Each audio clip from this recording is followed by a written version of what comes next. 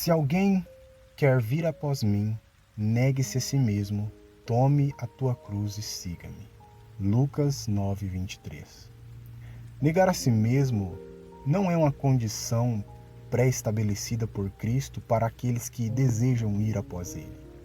Pois, como ele mesmo disse em São João capítulo 5, verso 40, e não quereis vir a mim para terdes vida. E ele complementa isso em São João capítulo 6, verso 44. Ninguém pode vir a mim se o Pai que me enviou não o trouxer. Então, negar a si mesmo é uma característica daqueles que já seguem a Cristo e não daqueles que precisam cumprir um mandamento para depois segui-lo. Portanto, eu afirmo com toda a convicção em meu coração que negar a si mesmo, tomar a cruz, seguir a Cristo, são os 3 pontos cruciais que diferem o verdadeiro do falso evangelho. E na verdade, esses 3 pontos são o evangelho.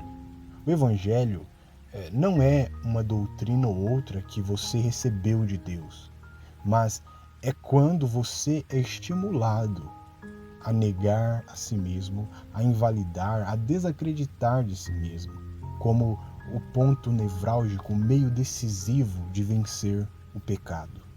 Toda doutrina, todo credo sistemático só pode ser verdadeiro se leva você à prática deste evangelho, deste negar a si mesmo, as obras, pois a fé sem obra é uma fé morta. Portanto, é essencialmente necessário compreendermos corretamente esses pontos, pois no Evangelho você passa a olhar para o negue a si mesmo de uma perspectiva totalmente oposta ao legalismo. O Evangelho, ele ilumina os nossos olhos para ver as maravilhas da Palavra de Deus. Negar a si mesmo é ser livre. E a sua liberdade conquistada por Cristo é derramada pelo Espírito Santo nos nossos corações e há um desejo profundo e desesperado para negar a si mesmo e não um fardo pesado baseado em ordenanças que você busca obedecer para não ser religiosamente repreendido ou busca obedecer para barganhosamente encontrar graça, favor, misericórdia de Deus se auto-justificando.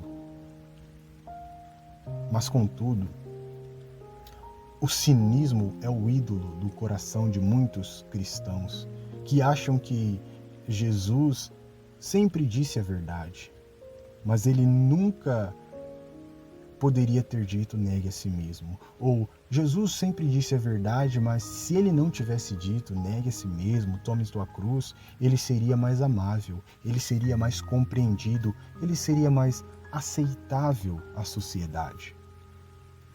Por isso, é importante entender que o Evangelho de Cristo não é uma religião. O cristianismo, sim, e como todas as outras religiões, ele possui uma listinha de regras que visa apenas o exterior. Mas o Evangelho, ele possui uma idiosincrasia que transforma corações, emoções, pulsões, gozo, vontade. O problema, entre aspas, é que essa transformação é algo feito monergisticamente. É algo feito soberanamente. Não depende do homem. Ele é passivo na regeneração. Depende de Deus usar a sua misericórdia, pois ninguém pode ir ao Filho se o Pai que o enviou não o trouxer. Agora, quando tudo o que você tem é apenas uma religião, toda e qualquer obediência é sinergística, é uma resposta a algo que Deus prescreveu para você e você busca obedecer isso. Então, você na religião precisa consentir com algo que você odeia fazer, que é negar a si mesmo. E você precisa se adequar a esta regra. A Bíblia diz assim: porque os homens serão amantes de si mesmos. 2 Timóteo, capítulo 3, verso 2. Os homens são cheios de amor próprio. Negar a si mesmo é ser contrário à sua vontade. E é isso que na religião se pratica, ser contrário à sua própria vontade. O Evangelho, ele muda a sua vontade para amar aquilo que Deus ama. Negar a si mesmo é um suspiro profundo que temos quando somos asfixiados pela carne, o mundo e o diabo. Negar a si mesmo é se segurar na esperança e descansar, pois o homem odeia esperar. A espera é como uma voz que grita em nossos ouvidos: você não está no controle. Porém, no Evangelho, nós descansamos, pois sabemos que não estamos no controle. E isso nos dá paz, pois nós sabemos quem realmente está e nele descansamos e esperamos. Agora, Paulo, ele definiu as características desses amantes de si mesmo, dizendo que tais pessoas são avarentos, presunçosos, soberbos, blasfemos, desobedientes a pais e mães, ingratos, profanos, sem afeto natural, irreconciliáveis, caluniadores, intemperantes, cruéis, sem amor para com os bons, traidores, obstinados, orgulhosos, mais amigos dos deleites que amigos de Deus, tendo a aparência de piedade, mas negando a eficácia dela. Então, com toda essa construção teológica e exegética aqui, sempre faz surgir uma pequena objeção lógica da mente carnal. Peraí, irmão, você está dizendo que no Evangelho eu não preciso ser contrário à minha vontade? Eu não preciso negar as minhas vontades? Bom, esse Evangelho aí é muito fácil de seguir. Esse Evangelho aí é muito simples. A resposta para você é sim, é exatamente isso. Agora, o real problema é que você não entendeu o ponto principal. É que depende de Deus usar a misericórdia dele e precisamente tirar de dentro de você esse coração de pedra e colocar um novo coração de carne, que é espontâneo e subserviente àquilo que Deus ama. Este é o ponto principal, que para você não ser contrário à sua vontade, você precisa ter um novo coração. Deus precisa te dar um novo coração, pois tudo o que fazemos, fazemos porque somos escravos da nossa vontade. E do nosso coração procede todas as nossas obras. A menos que Deus mude um coração de pedra para a carne, você não pode amar o que Deus ama. O Evangelho, ele trabalha bem no meio do coração do homem e não naquilo que é externo. Então, pare de ser tolo. Não me venha com esse coração de pedra achando que compreendeu algumas doutrinas como eleição, justificação pela fé, predestinação, segurança eterna e que, portanto, você pode viver servindo aos desejos desse coração de rocha e achar que vai ser salvo de qualquer forma. Eu digo para você, você não compreendeu nada. Negar a si mesmo é justamente morrer para esse tipo de lógica humanista mundana. Negar a si mesmo é invalidar qualquer ideia que venha da sua cabeça.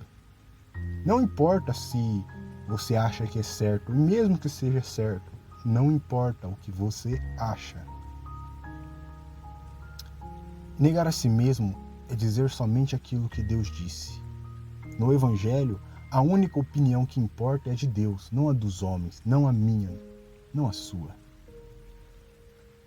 Negar a si mesmo é a essência do Evangelho. É dizer, seja feito a tua vontade, assim na terra como no céu. Não faça como eu quero, mas como tu queres. Não sou eu quem faço as obras, é o Pai. Por que me chamas bom? Não há ninguém bom, só um que é Deus. É invalidar totalmente a você mesmo, glorificar somente a Deus. Negar a si mesmo não é ser adestrado pela religião através de um mero conjunto de regras e leis que visa controlar suas ações e manter aí a sua aparência de piedade para receber louvor e glória dos homens. Negar a si mesmo é olhar para você mesmo com total falência. É dizer como o filósofo cristão: tudo o que eu tenho é Cristo. E isso não é um lamento, é um brado de vitória. Então, veja que antes de Paulo conhecer o Evangelho, a religião legalista fazia ele pensar que, segundo a lei, eu era irrepreensível. Ninguém podia apontar um erro na minha vida. Eu era irrepreensível. E depois que ele conheceu o Evangelho, ele disse: sou o principal dos pecadores. 30 anos depois de ser convertido pelo Espírito Santo. Agora, isso não é uma baixa autoestima ou uma visão inferior de si mesmo. Isso é alguém que negou a si mesmo. Isso é alguém que teve uma visão bíblica da decadência humana, da depravação total. E ele nega isso, nega a si mesmo. Então, esse tipo de obra é impossível para o homem natural. Ele sempre procura atribuir a si mesmo bondade, retidão, justiça, mesmo não tendo e não sendo nada. Mas você pode deturpar o significado bíblico de negar a si mesmo e fazer disso uma lista de regras que qualquer pessoa com o mínimo de ética e moral pode seguir. Não precisa de Cristo, não precisa da cruz, não precisa do Evangelho para isso. Negar a si mesmo tornou-se a liberdade condicional que as penitenciárias religiosas dão aos seus detentos, como o meio de aliviar a pena de seus crimes contra Deus. Quando não, muitas vezes a condição religiosa oferece isso, que as pessoas, ao fazerem um bom uso do seu livre-arbítrio, entre aspas, podem seguir a Jesus se negarem a si mesmo. No Evangelho de Cristo Jesus, negar a si mesmo é um instinto de quem recebeu um novo coração e de fato deseja e anseia, quer Cristo. Pois de fato, os verdadeiros seguidores de Cristo são identificados porque negam a si mesmo. Eles dizem: a sua opinião não me importa, Festo. Mas a minha opinião também não me importa. Importa o que Deus diz. Se você acha que estou delirando, estou me tornando louco pela palavra de Deus, não importa o que você pensa. Não importa o que eu penso, importa o que Deus pensa.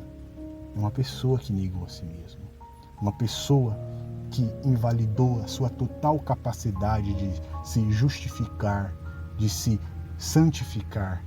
É uma pessoa que espera em Deus. A esperança que nós temos em Deus é que qualifica a santificação, a justificação, a redenção.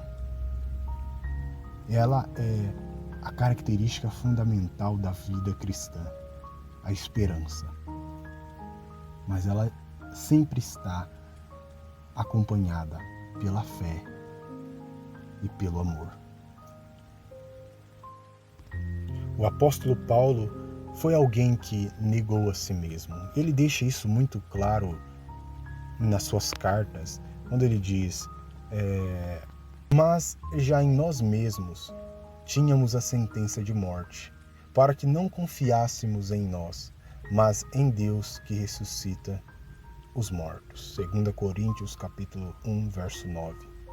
E é por causa de Cristo que temos tal confiança em Deus. Não que sejamos capazes por nós mesmos de pensar alguma coisa como se fôssemos capazes por nós mesmos, mas a nossa capacidade vem de Deus, o qual nos fez também capazes de ser ministros de um novo testamento, não da lei, mas do Espírito, porque a lei mata, mas o Espírito vivifica. 2 Coríntios capítulo 3, verso 4 ao 6.